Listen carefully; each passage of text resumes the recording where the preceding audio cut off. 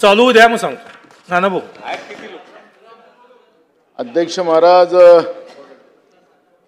2025-2026 या वर्षाच्या पुरवणी मागण्यावर चर्चा करण्यासाठी आणि त्याला विरोध करण्यासाठी पण उभा या ठिकाणी मी अध्यक्ष महाराज.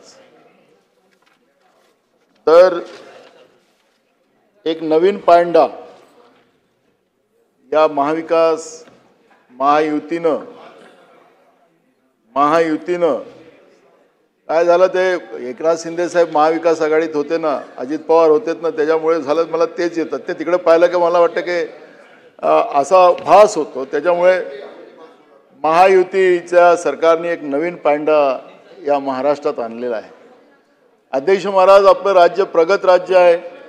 आपलं राज्य देशातल्या सगळ्या राज्यापेक्षा एक आगळेवेगळे राज्य आहे आणि आपण खर्चावर मर्यादा ठेवून विकासाच्या कामावर लक्ष घालणारं हे राज्य, अशा पद्धतीचं या राज्याची ख्याती होती. अध्यक्ष महाराज, आपण आता 57,800 समथिंग कोटी रुपयाचं ही पुरवणी मागणी या ठिकाणी पहिल्याच दिवशी या सरकारने मांडली. अध्यक्ष महाराज, एक गोष्ट मी आपल्याला सांगतोय, मी अर्थशास्त्री नाही आहे. अर्थशास्त्री आमचे मुनगंटीवार साहेब आहेतच तिकडे समोर, म्हणजे तुम्ही हे होतात ना अर्थमंत्री म्हणून, त्यामुळे 5 वर्ष सलग 5 बजेट आपण मांडलेले आहात.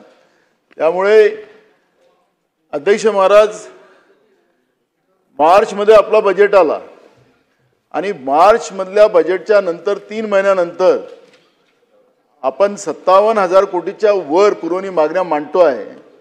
याचा अर्थच असा जातो की हे राज्य आता दिवाळा या राज्याचं निघालेलं आहे. या राज्यामध्ये आर्थिक समतोल कुठेही नाही, आर्थिक नियोजन नाही, पैसे खर्च करण्याचं कुठलंही तारतम्य नाही. पैसे विकासाच्या कामावर खर्च करण्यापेक्षा काही मुठभर लोकांवर कसं खर्च करता येईल या पद्धतीचं धोरण या सरकारचं चालते आहे. कोणी म्हटलं आमचं ए गँगला विरोध आहे, आमचं ए गँगला विरोध आहे. डी गँग होती पहिले, आपण मुद्दाहून बोललात म्हणून, पहिले डी गँग होती मुंबईत, आता ए गँग आली आणि त्याच्यामुळे मुठभर लोकांसाठी हे सरकार चालतंय का, अशा पद्धतीचं एक आता या राज्याच्या जनतेला वाटायला लागला. ते आताच आपले उपमुख्यमंत्री महोदय म्हणाले की लाडक्या बहिणीच्या बद्दलचा विरोध आहे का.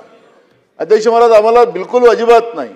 आम्ही आमच्या जाहीरनाम्यात लिहिलं होतं की आमचं सरकार आलं तर आम्ही 3100 रुपये आम्ही लाडक्या बहिणीला देऊ, अशा पद्धतीचं आमच्या जाहीरनाम्यात लिहिलं होतं. यांनी सांगितलं होतं की 2100 रुपये देऊ. 2100 रुपये देण्याच्या जागी हे 1500च्या पेक्षा आता 500वर आले. यांनी वेगळ्या वेगळ्या काही त्याच्यात सांगितलं की इतका लाभ भेटलेला आहे, तो लाभ भेटलेला आहे. पहिले काय या सरकारला दिसलं नव्हतं, हे सरकारमध्येच होते. ज्यावेळेस यांनी घोषणा केली 1500 रुपयाची, त्यावेळेस हे सरकारमध्येच होते. तेच वित्तमंत्री होते, ते आता एकनाथ शिंदे साहेब मुख्यमंत्री होते आणि फडणवीस साहेब उपमुख्यमंत्री होते. मग तुम्ही सत्तेत असताना तुम्हाला राज्याच्या तिजोरीत काय भार पडणार आहे काय नाही, मग तुम्ही 1500 रुपये दिलेत, 1500च्या जागी आता 500वर का आलेत. आमच्या लाडक्या बहिणीला तुम्ही 2100 रुपयेच दिले पाहिजेत, हे मागणी आमची आहे या ठिकाणी अध्यक्ष महाराज. आणि म्हणून एकनाथ शिंदे साहेबांनी बसून जे बोललं त्याला आमची भूमिका मी मांडली अध्यक्ष महाराज. अध्यक्ष महाराज, या ठिकाणी गृह विभाग, कृषी पशुसंवर्धन, दुग्ध विकास, मत्स्य विभाग, उद्योग, ऊर्जा, कामगार, खनिकर्म विभाग आणि मराठी भाषा विभाग. अध्यक्ष महाराज, या ठिकाणी बाब क्रमांक 7 पृष्ठ क्रमांक 7 सरकारी अभियोग कार्यालयातील सहाय्यक सरकारी अभियोक्त्यांच्या प्रशिक्षणासाठी जवळपास या ठिकाणी मोठी निधी या ठिकाणी मागितलेली आहे. मोटार अपघात दावा न्यायाधिकरण कार्यालयाच्या खर्चासाठी मोठी निधी मागितली आपण. अध्यक्ष महाराज, मोठे मोठे आकडे या ठिकाणी आपण मांडलेले आहेत गृह विभागाचे, त्याच्यामुळे मी या बाब क्रमांकात जाणार नाही. पण अध्यक्ष महाराज, मागच्या अधिवेशनामध्ये गृह विभागाचा विषय असल्यामुळे मी आणि गेल्या शुक्रवारीच संभाजीनगर उच्च न्यायालयाने, छत्रपती संभाजीनगर उच्च न्यायालयाने जो निर्णय दिला, गेल्या अधिवेशनामध्ये, नागपूरच्या अधिवेशनामध्ये, म्हणजे आपल्या या अधिवेशनामध्ये, बजेट अधिवेशनामध्ये नाही, त्याला नागपूरच्या अधिवेशनामध्ये सोमनाथ सूर्यवंशी प्रकरणाचा एक विषय परभणी जिल्ह्यातला निघाला अध्यक्ष महाराज. आणि त्याच्यामध्ये अध्यक्ष महाराज जे गृहमंत्र्यांनी विशेष करून राज्याच्या मुख्यमंत्र्यांनी उत्तर दिलं होतं की या सोमनाथ सूर्यवंशीचं जो मृत्यू झालेला होता हा फुफ्फुसाच्या आजाराने त्या कस्टडीमध्ये झाला, अशा पद्धतीचं उत्तर दिलं होतं. अध्यक्ष महाराज ते उत्तर आल्यानंतर ठीक आहे, तर राज्याच्या मुख्यमंत्र्यांनी, राज्याच्या गृहमंत्र्यांनी उत्तर दिलं, ते सभागृहाने मान्य केलं, त्यांना जे माहिती असेल त्या माहितीच्या आधारावर त्यांनी दिलं. पण आम्ही सांगत होतो अध्यक्ष महाराज, पोलिसांच्या मारहाणीमुळे त्या सोमनाथ सूर्यवंशीचा मृत्यू झालेला आहे हे आम्ही सांगत होतो. पण मुख्यमंत्र्यांनी सांगितलं आणि त्याच्यामुळे मग आता ते प्रकरण गेलं. त्या युवकाची आई कोर्टात गेली, मान्य उच्च न्यायालय इथं औरंगाबाद लिहिलेलं आहे त्याच्यामुळे औरंगाबादच वाचतो अध्यक्ष महाराज. आणि त्या माननीय उच्च न्यायालयाने शुक्रवारी तो निकाल दिला अध्यक्ष महाराज. आणि त्याच्यामध्ये त्यांनी असं सांगितलं की डॉक्टर बाबासाहेब आंबेडकर यांचा पुतळा परिसरातील संविधान प्रतिकृतीची जी तोडफोड करण्यात आल्याने परभणी शहरात तणावाचे वातावरण निर्माण होऊन या ठिकाणी अध्यक्ष महाराज हे जे सोमनाथ हा MA BEd आणि शेवटच्या वर्षाच्या कायद्याचा विद्यार्थी होता. घटनेच्या वेळेस तो संविधानाची प्रत घेऊन शांततामय पद्धतीने आंदोलन करत होता. पोलिसांनी अनावश्यकपणे त्याला अटक करून अमानुष मारहाण केल्याचे निरीक्षण दिनांक 4 जुलै 2025 रोजी नोंदवले. सोमनाथ सूर्यवंशी यांचा पोस्टमॉर्टम अहवालात मृत्यूचे कारण अनेक जखमांमुळे झालेला शॉक आणि शरीरावर 24 दृश्य जखमा व अंतर्गत इजा स्पष्ट होऊन गंभीर मानवाधिकार उल्लंघन आणि पोलिसांकडून मारहाणीचे पुरावे असून तरी FIR दाखल केला नव्हता ही बाब माननीय न्यायालयाच्या निदर्शनास आली. अध्यक्ष महाराज, सोमनाथ सूर्यवंशीच्या मृत्यूमागे पोलीस मारहाणीचीच गंभीर संशय न्यायालयाने मान्य केलेला अध्यक्ष महाराज. आणि पोलिसांना 8 दिवसाच्या आत पोलिसांवर गुन्हे दाखल करण्याचं त्या ठिकाणी आदेश माननीय उच्च न्यायालयाने त्या ठिकाणी दिलेला अध्यक्ष महाराज. अध्यक्ष महाराज, त्या ठिकाणी अत्यंत गंभीर बाब असून न्यायालयाने असं सांगितलं की ही अत्यंत गंभीर बाब आहे. पोलिसांच्या प्रचंड मारहाणीमुळे सोमनाथ सूर्यवंशी यांचा मृत्यू झाल्याचं स्पष्ट झालेलं आहे. आणि त्याच्यामुळे अध्यक्ष महाराज सर्वसामान्य जनतेमध्ये मोठ्या प्रमाणात माननीय उच्च न्यायालयाने दिलेल्या निर्णयाच्या नंतर सरकारच्या बद्दलची तीव्र नाराजी महाराष्ट्रातल्या सगळ्या जनतेमध्ये निर्माण झालेली आहे. अध्यक्ष महाराज, मी अध्यक्ष महाराज कायदा सुव्यवस्थेवर याच्यावर बोलणारच आहे अध्यक्ष महाराज, पण मुद्दाहून परवा शुक्रवारी झालेला आणि आज स्थगन नव्हता. नाहीतर मी अध्यक्ष महाराज आज तुम्हाला मी या ठिकाणी मागणी करणार होतो की आम्हाला स्थगन या ठिकाणी द्या, नाहीतर मग आम्हाला हक्कभंग आणण्याची आम्हाला आमची विनंती राहिली असती आणि हक्कभंग आणून द्या आम्ही असं विनंती आपल्याला केली असती. कारण की या सभागृहामध्ये समजा खोटी माहिती दिली जात असेल आणि प्रशासनाने जी माहिती दिली तीच मान्य करून या सभागृहाचा दिशाभूल केला जात असेल तर ही गंभीर बाब आहे. ही नवीन परंपरा या महाराष्ट्रात. जसं 57,000 कोटीच्या पुरवणी मागण्या 3 महिन्यात बजेटच्या नंतर तुम्ही मांडत असाल, तर जसं हे नवीन परंपरा आणली तसं या सभागृहामध्ये खोटी माहिती देण्याचं काम होत असेल ती गंभीर बाब आहे अध्यक्ष महाराज. आणि म्हणून आम्हाला त्याच्यावर खऱ्या अर्थानं हक्कभंगच आणावं असं आम्हाला वाटतं अध्यक्ष महाराज. आणि मी रेग्युलर सभागृहातही माननीय अध्यक्षाला ही विनंती आम्ही करणारच अध्यक्ष महाराज. कारण की मी त्यावेळेसही सांगत होतो की मुंबईत बसलेल्या DG ऑफिसमधून हे आदेश गेले होते का परभणीच्या SP ला, त्या भागाच्या IG ला, आणि इतकी अमानुषपणे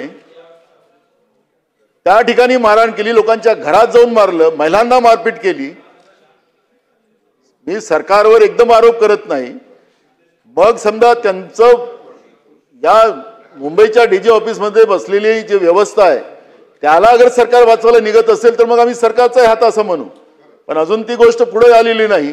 पण अध्यक्ष महाराज, या पद्धतीने या महाराष्ट्रामध्ये आपण जनतेवर अमानुष त्याच्यावर पोलिसांच्या माध्यमातून त्यांच्यावर मारपीट कराल आणि त्या जनतेच्या पैशाची उधळपट्टी करायला तुम्हाला लोकांनी या ठिकाणी बसवलं का? हा प्रश्न बाब क्रमांक सांगितलं, तुम्ही ऐकत नाही महाराज. ओ महाराज, हा पुरवणी मागणीवरच बसून जाऊ मी. आपण बोला राणे साहेब, मी बसून जातो. हा, पटोले जी एक ज्येष्ठ सदस्य आहेत. आपण पुरवणी मागण्याबद्दल बोलतोय अध्यक्ष महाराज. हे भाषण ते दुसऱ्या आयुधाच्या माध्यमातून पण बोलू शकतात, तो त्यांचा अधिकार आहे. पण पुरवणी मागण्याच्याबद्दल ते एवढे अभ्यासू आहेत, आकडे त्यांना येतात. त्यांच्या अभ्यासाबद्दल आम्हालाही थोडा ज्ञान आणि अनुभव मिळाला तर बरं होईल. पण हे कुठला विषय कुठे घेऊन जातो अध्यक्ष महोदय, आपण याची दखल घेतली पाहिजे अध्यक्ष महोदय. परंपरा नवीन या सभागृहात सुरू झाली. राणे साहेब आमचे, त्यांचे वडील आमचे मित्र होते, ते आमच्या मुलासारखे आहेत, त्याच्यामुळे मी त्यांच्यावर फार काही जाणार नाही. पण अध्यक्ष महाराज, हा जनतेचा पैसा आहे. हे काही तुमच्या घरचे पैसे नाही, या सरकारचे, हे जनतेचे पैसे आहेत. जनतेच्या पैशाचा सदुपयोग व्हावा मंत्री महोदय, आणि तो बरोबर व्हावा त्याच्यासाठी पोलिसांचा वापर करून जनतेवर मारपीट करायसाठी हे पैसे नाही आहेत. मी म्हणून त्याच्यावर आहे.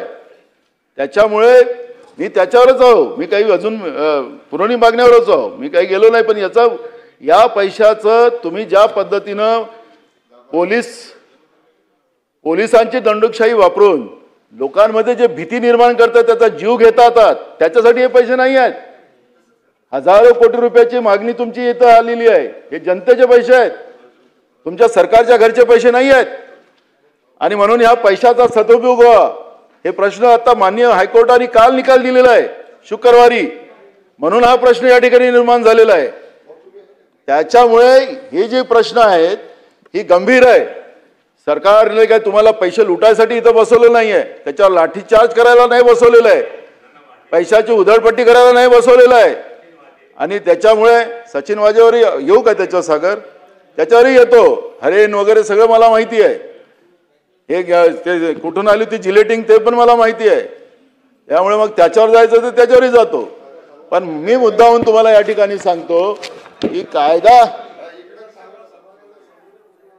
नानाभाऊ इकडे बघून बोला, माझ्याकडे बघून बोला. आता आपण सन्माननीय सदस्यांना विनंती आहे, खाली बसून बोलू नका. नानाभाऊ आपण बोला. नानाभाऊ आपण कंटिन्यू करा.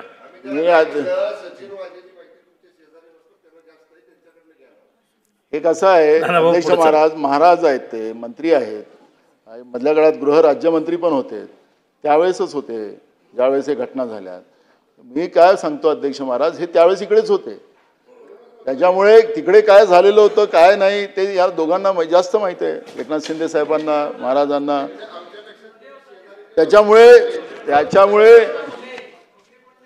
त्याच्यामुळे वॉशिंग मशीन मध्ये गेलेत ते आता. त्याच्यामुळे मी आता काय बोलणार अध्यक्ष महाराज, वॉशिंग मशीन मध्ये गेलेत अध्यक्ष महाराज ते लोक सगळे. त्यामुळे मी आता त्याच्यावर काही फार जाणार नाही. पण एक गोष्ट लक्षात ठेवली पाहिजे, सुधीर भाऊ फार शांततेनं कान देऊन ऐकतात आहेत, त्याच्यामुळे मी त्यांच्याकडे जात नाही. पण अध्यक्ष महाराज एक गोष्ट या ठिकाणी, आता हे पैसे आपण पोलिसांवर खर्च करण्यासाठी घेतात अध्यक्ष महाराज. अध्यक्ष महाराज आता पोलिसांच्या जागा मोठ्या प्रमाणात खाली आहेत. मी परवा पण बोललो की अनेक आमदारांना अजूनही Y+ सिक्युरिटी आहे. आता Y+ काढलं एक नवीन अजून नवीन आयात केलं की ज्या आमदाराला नाही त्याला एक पायलट गाडी दिली जाते आजकाल. पुढं एक नवीन संशोधन आता प्रत्येक आता राज्यामध्ये सत्ता पक्षाच्या आमदारासाठी दिलेलं आहे. आखरी हे पैसे कोणाचे आहेत अध्यक्ष महाराज, पैसे कोणाचे आहेत? हे जनतेचे पैसे आहेत. आमदाराला आता प्रत्येक आमदारांनाच आता पायलट गाडी दिलेली आहे का आपण, की Y+ दिलेली आहे या महाराष्ट्रामध्ये? कुठला त्यांना थ्रेट आहे काय?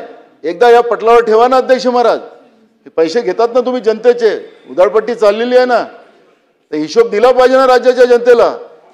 तुम्ही आमदारांना जे Y+ सिक्युरिटी दिलेली आहे, त्याला पायलट गाडी दिलेली आहे, हे कशासाठी दिलेली आहे? ठीक आहे, 1 पोलीस 2 पोलीस आजकाल काही लोक ठेवतात, तो भाग नाही. पण या पद्धतीनं डिझेलचा खर्च, कारण की आता पोलीस खात्यांच्या अनेक पोलीस स्टेशनचं ते पेट्रोल पंपावरचे ते डिझेल पंप ते पैसे आता त्याला डिझेल पण भरायला तयार नाही, कारण पैसेच दिले नाहीत, थकीत झालेले आहेत. आणि म्हणून या सगळ्या प्रश्नावर जेव्हा या ठिकाणी आपण पाहतोय अध्यक्ष महाराज, तर या ठिकाणी पोलिसांचं मोठ्या प्रमाणात आज भरती नसल्यामुळे, आणि एक गोष्ट या ठिकाणी अध्यक्ष महाराज लक्षात येतं, मी अनेकदा सांगितलं की आपल्या राज्याच्या डीजी ज्या आहेत रश्मी शुक्ला यांना 2 वर्षाचं एक्सटेन्शन दिलं. परवा मी राज्यमंत्री आमचे बोयर साहेब त्यांच्याबरोबर कुठला एक फोटो सेशन चाललेलं होतं, त्यावेळेस ते डीजी यांच्या बाजूला बसलेले होते, त्यांचा फोटो पाहिला, त्या आजारी दिसल्यात मला एकदमच, ड्रेसच दिसत होता, त्यांचं शरीर दिसत नव्हतं. त्यामुळे अध्यक्ष महाराज आखरी कशासाठी एक्सटेन्शन दिलं गेलं? का आपल्या राज्यामध्ये त्यांच्यापेक्षा चांगले अधिकारी नाही आहेत का? कशासाठी त्यांनाच दिलं? आणि मग राज्यामध्ये कायदा सुव्यवस्थेची काय परिस्थिती आहे?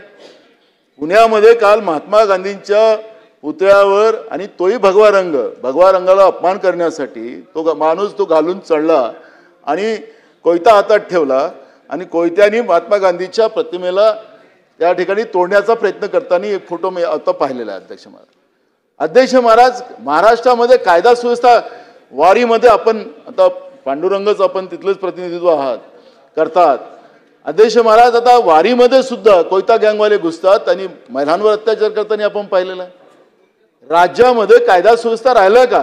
आखरी हे पैसे कशासाठी खर्च करतायत? लोकांच्या सुरक्षेसाठी आपण खर्च करतोय अध्यक्ष महाराज, जनतेचे पैसे आहेत. आणि मग हे सगळे पैसे खर्च करत असताना महाराष्ट्रामध्ये कायदा सुव्यवस्था राहिला का? हा एक प्रश्न या ठिकाणी निर्माण झालेला आहे. अशा अनेक उदाहरण आपण जेव्हा कायदा सुव्यवस्था देऊ त्यावेळेस चांगलं पोस्टमॉर्टम करू अध्यक्ष महाराज. पण मूळ प्रश्न आहे की या पैशाचा वापर हा जनतेच्या हितासाठी व्हावा, आणि हे जे उधळपट्टी आपण लोकांनी चालवलेली आहे जनतेच्या पैशाची, ही थांबवली पाहिजे. आणि म्हणून मी आपल्याला या ठिकाणी सांगतो की या सगळ्या व्यवस्थेमधल्या पोलीस विभागामध्ये ज्या सुधारणासाठी आपण हा पैसा घेताय त्याचा सदुपयोग व्हावा ही भूमिका, कारण की आपला जो बहुमत आहे, आम्ही समजा याला विरोध केला तरी तुम्ही बहुमताच्या आधारे हे पैसे लुटायचा धंदा चालू केलेला तो चालू ठेवणारच आहात. त्याच्यामुळे या पैशाचा सदुपयोग व्हावा ही भूमिका या ठिकाणी मी अध्यक्ष महाराज मांडतोय. कृषी, पशुसंवर्धन, दुग्ध व्यवसाय विकास, मत्स्य व्यवसाय विभाग. अध्यक्ष महाराज याही विभागात आपण पाहिलं की कर्मचाऱ्यांची पदं भरली गेली नाहीत. लाखो पदं भरलीत. आज सकाळीच मुख्यमंत्री महोदय सांगत होते. आज आता या सगळ्या विभागाचं तुम्ही आपल्याला जेव्हा उत्तर आम्हाला देणार, तर या विभागामध्ये कृषी असेल, पशुसंवर्धन असेल, दुग्ध व्यवसाय असेल आणि मत्स्य व्यवसाय विभाग असेल, इथली किती पदं खाली आहे हे जेव्हा आपण माहिती द्याल अध्यक्ष महाराज, तर हे पैसे विदाऊट अधिकारी कसे खर्च करत असतात. हे पशुसंवर्धनामध्ये अध्यक्ष महाराज डॉक्टरच नाहीत गावामध्ये, औषधी नाही अध्यक्ष महाराज. शेतकऱ्यांचे दुधारू जनावर तिथं एखादी तब्येत खराब झाली तर त्याला वेळेवर ट्रीटमेंट द्यायला आपल्याजवळ डॉक्टर नाही अध्यक्ष महाराज. आणि म्हणून ही सगळी व्यवस्था जी आहे कृषी विभागाचाही तोच हाल आहे अध्यक्ष महाराज. मोठ्या प्रमाणात शेतकऱ्यांच्या पिकाचं नुकसान होते आणि त्याला जे माहिती पाहिजे ती माहिती वेळेवर मिळत नाही. आणि या कृषी विभागाच्या माध्यमातून एक गोष्ट आपल्याला पाहायला मिळते अध्यक्ष महाराज, आता हंगाम सुरू आहे, आता तिथं स्टाफ कमी असल्यामुळे कृषी विभागामध्ये या ठिकाणी जे लिंकिंगच्या नावानं खत असेल, कीटकनाशक असेल, याच्यामध्ये जे लूट चाललेली आहे, त्याच्यामध्ये शेतकऱ्यांची लूट जेव्हा चालते त्या ठिकाणी यांचा जो स्टाफ नसल्यामुळे मोठ्या प्रमाणात या लिंकिंगच्या नावाने मोठ्या कंपन्या कृषी केंद्राच्या माध्यमातून शेतकऱ्याला लुटताना आपण पाहतोय महाराष्ट्रात अध्यक्ष महाराज. आणि म्हणून शेतकऱ्यांच्या भावना अशा झाल्या की आमचा वाली कोणीच नाही, ना निसर्ग आम्हाला साथ देत, ना सरकार साथ देत. आणि त्याच्यामुळे मोठ्या प्रमाणात महाराष्ट्रामध्ये शेतकऱ्यांच्या आत्महत्या होताना आपण पाहतोय. दुग्ध व्यवसायाची तर फारच परिस्थिती गंभीर आहे अध्यक्ष महाराज. आज 30 रुपये लिटर दुधाचा भाव आहे आणि 30 रुपये लिटरच्या भावाचं दूध परवडत नाही. कमीत कमी 50 रुपये तरी पर लिटर शेतकऱ्यांच्या दुधाला, शेतकऱ्यांच्या गाई म्हशीच्या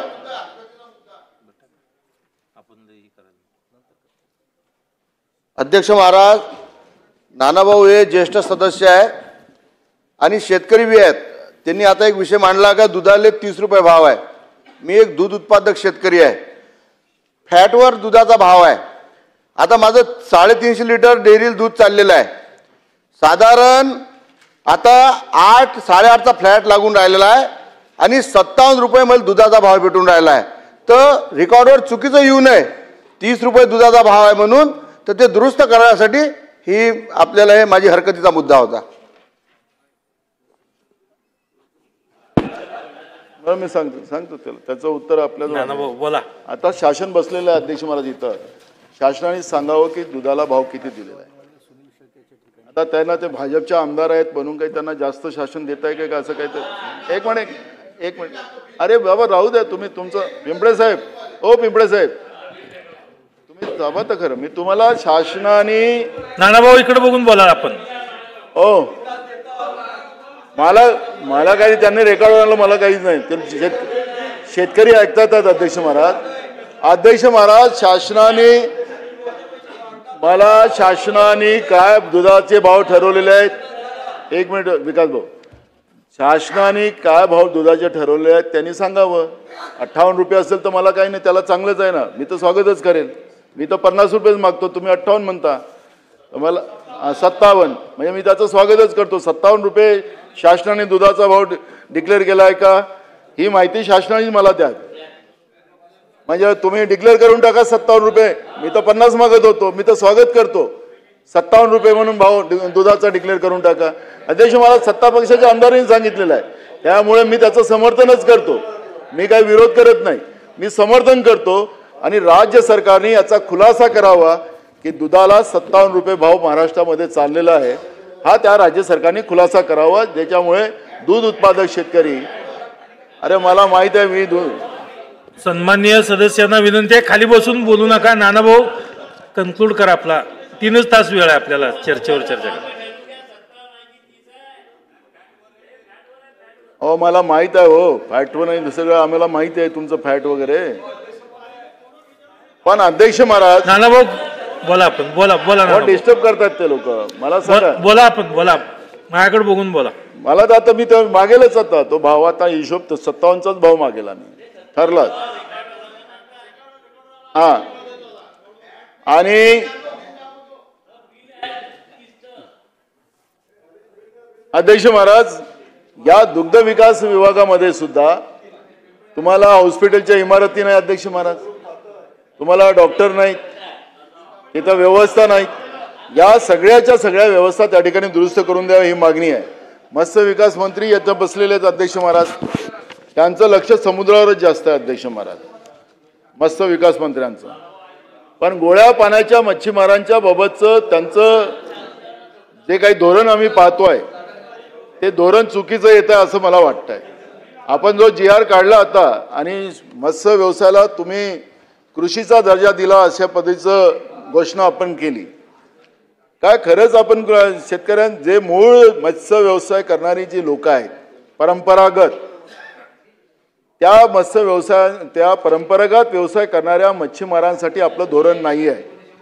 हे धोरण जे नव्यानं काळ्याचं पांढरं करायसाठी ज्याला असेल. कारण की जसं जंगल में मोर नाचा किसने देखा तसंच मंत्री महोदय पाण्यामध्ये किती पिकलं नाही पिकलं हे काही समजायचं कार्यक्रम नाही आहे.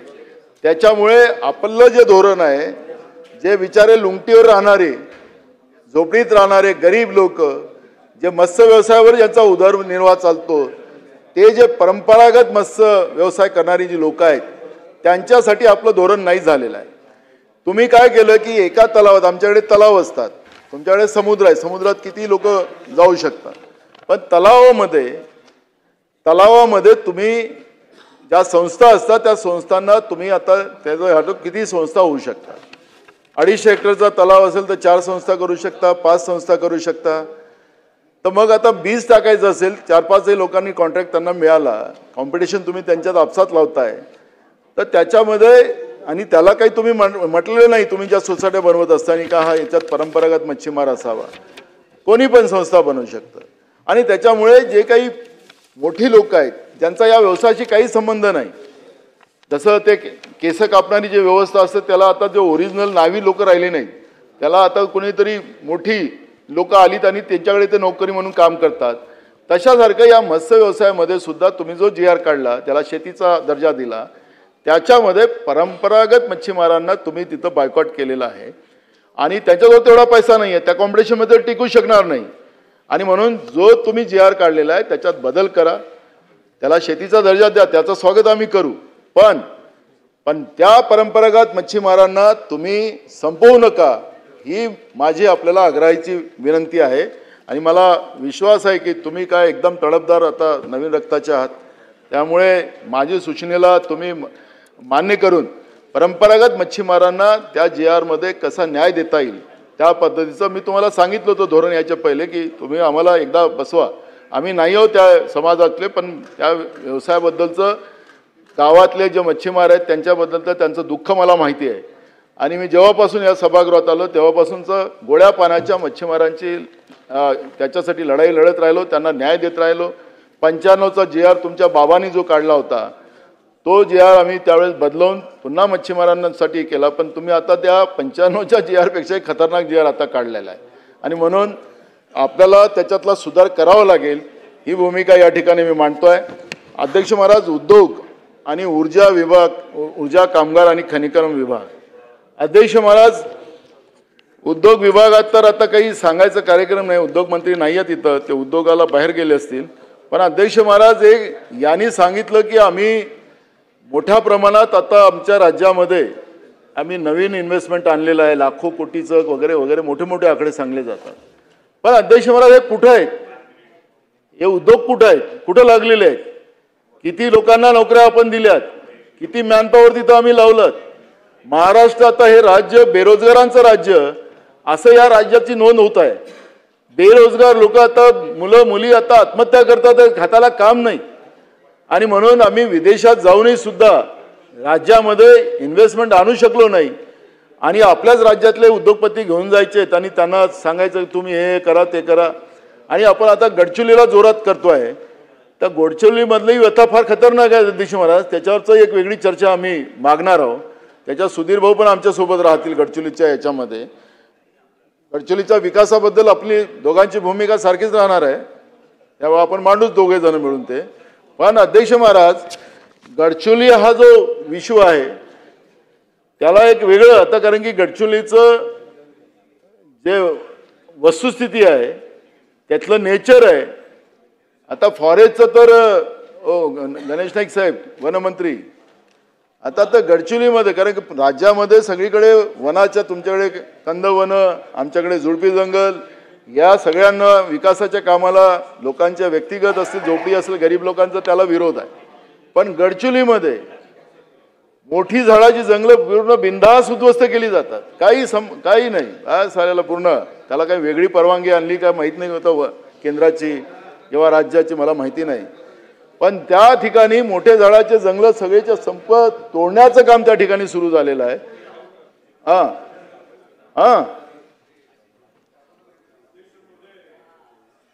ज्येष्ठ सदस्य नानाभाऊ पटोले यांनी सांगितल्याप्रमाणे यावर्षी गडचिरोलीमध्ये 1 कोटी झाडं लावण्याचा निर्णय माननीय मुख्यमंत्र्यांनी घेतला. आणि मंत्रिमंडळाच्या बैठकीमध्ये या 5 वर्षामध्ये 250 कोटी झाडं लावण्याचा निर्णय झालेला आहे आणि त्याचं नियोजन अतिशय उत्कृष्ट झालेलं आहे.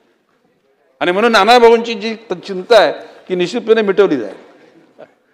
अध्यक्ष महाराज, आपला नियमच आहे की जेव्हा आपण जंगल कापतो त्याच्यापेक्षा 3 पटीनं जागा उपलब्ध करून तिथं झाडं लावले पाहिजेत, अशा पद्धतीचं धोरण आपलं आहेच, काही आता नवीन धोरण नाही आहे.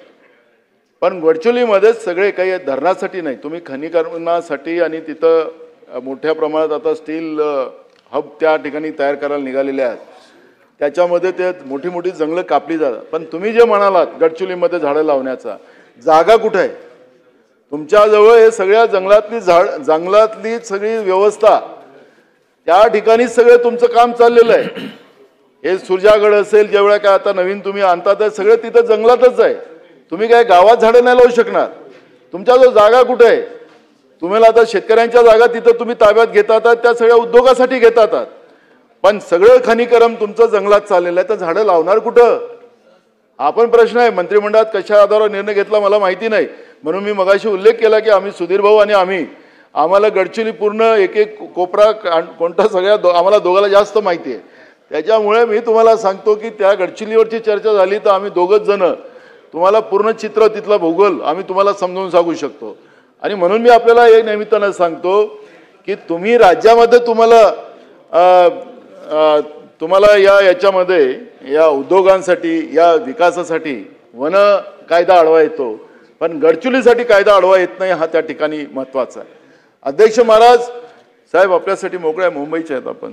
तर अध्यक्ष महाराज नानाभाऊ इकडे बघून बोला. अध्यक्ष महाराज चालू होती ऊर्जा विभागाचं तर धमाल आहे अध्यक्ष महाराज, धमाल ऊर्जा विभागाचं. त्याच्यासाठी आमचे मित्र आशिषजी पण मला सहकार्य करतील ऊर्जा विभागासाठी.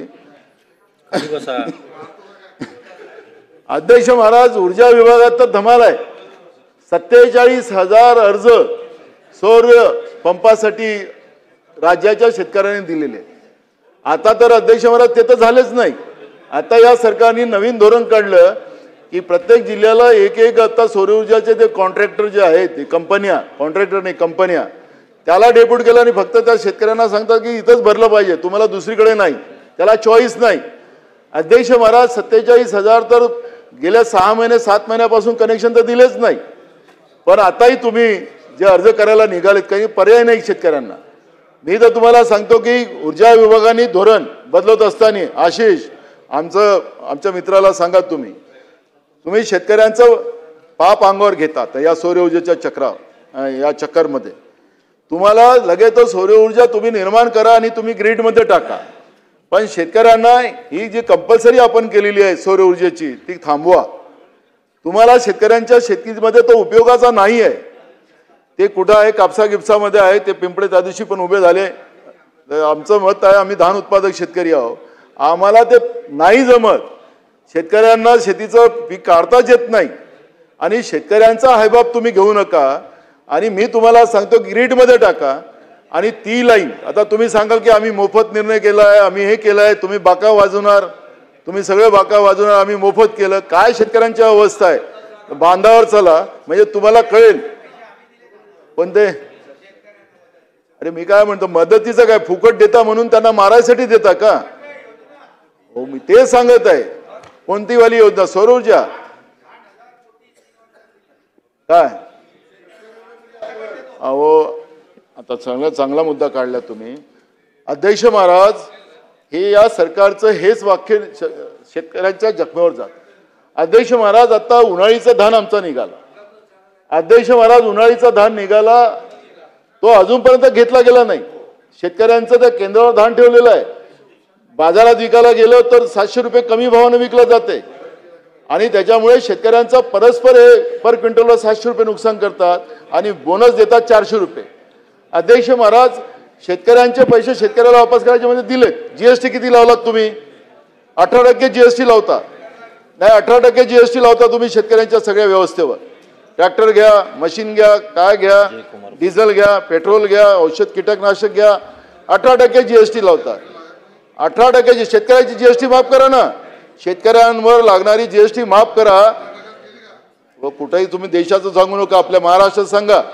तुम्ही इकडे तिकडे बोट दाखवाल, आता केंद्रावर बोट दाखवा, केंद्रावर बोट दाखवा. नानाभाऊ इकडे अध्यक्ष महाराज त्या मंत्र्यांना सांगा, अध्यक्ष महाराज बसून मला डिस्टर्ब करतात आहे.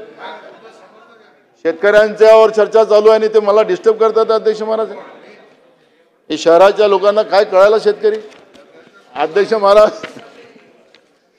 अध्यक्ष महाराज आणि म्हणून मी सांगतो की ऊर्जा विभागाने आम्हाला शेतकऱ्यांना शेतीच्या पंपाला कनेक्शन जे आहेत ते विद्युत कनेक्शनच दिले पाहिजेत, ही मागणी मी या ठिकाणी करतो. अध्यक्ष महाराज कामगारांच्याही बद्दल अध्यक्ष महाराज मी परवा बोललो, पण खनिकर्म विभागाचं जे आहे अध्यक्ष महाराज या सरकारने एक GR काढला, कलेक्टरला अधिकार दिले असं सांगतात.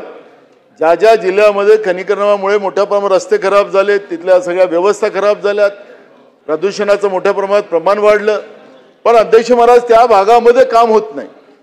हे सगळीच्या सगळी कामं यांना हे पैसे बाहेर बोलवतात आणि दुसरीकडे खर्च करतात. तेही धोरण या ठिकाणी स्पष्ट केलं पाहिजे.